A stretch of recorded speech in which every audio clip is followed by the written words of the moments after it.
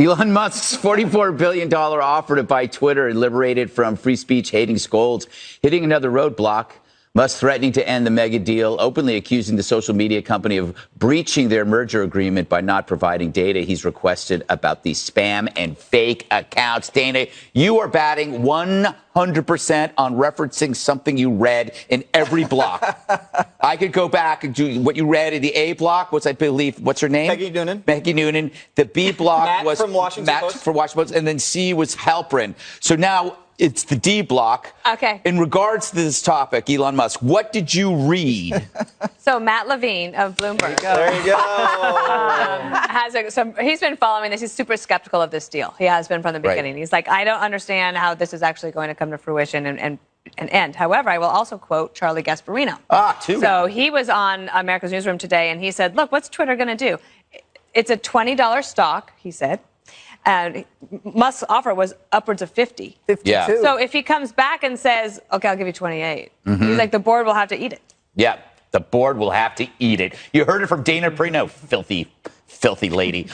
Tulsi, isn't he doing what anybody should do when they're buying something? Check under the hood? Absolutely. I mean, that's kind of what he's doing. Absolutely. Yeah. I think that all the attention is being focused on this because it's Elon Musk and also because of why he's doing this, right? As a quote unquote free speech absolutist, I think people recognize how much it's needed, how dangerous it is that we have people in our government working with big tech and many in the mainstream media to essentially advance like a specific narrative.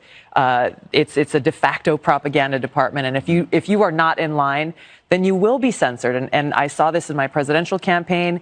Google suspended our ads account on the first debate. I was the most searched candidate. They suspended the account right when people were looking for me most. Just last month, Instagram shadow banned me. If you searched for Tulsi Gabbard, you wouldn't find my name anywhere. There's so many different examples of this. And the real danger is it is a threat to our marketplace of ideas and our democracy. And so I hope he looks under the hood. I hope he continues. Twitter will be one example, but obviously it's a larger issue, and hopefully others will kind of take heed. Yeah, Judge, what's funny and a problem for Twitter is the guy who bought Twitter is also an engineer.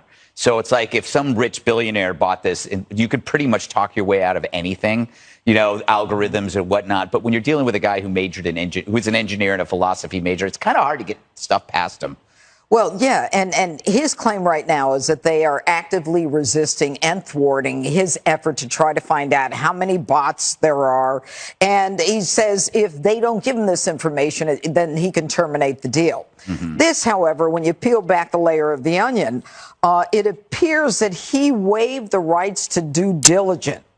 And therefore, they can sue him and force completion of the acquisition. So, you've got that piece. So you've got a real legal case here.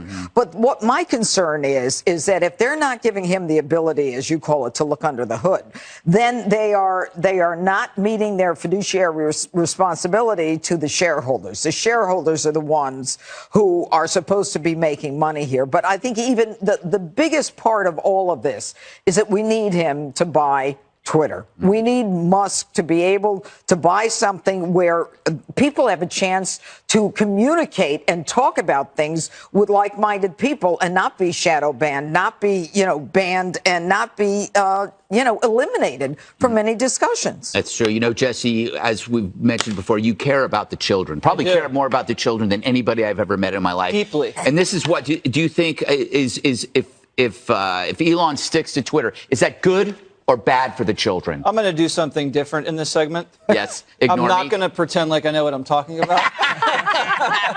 All I know is when I go on Twitter, I see some account, mainstream account, has like 7 million followers. Right. And they'll lay down a tweet, and it gets like 12 likes. No, that's so true. And that tells me the whole place is a bot farm. Yeah. And that's all I know. It's a bot farm. And maybe he did waive the due diligence thing. Maybe he should have kicked the tires earlier.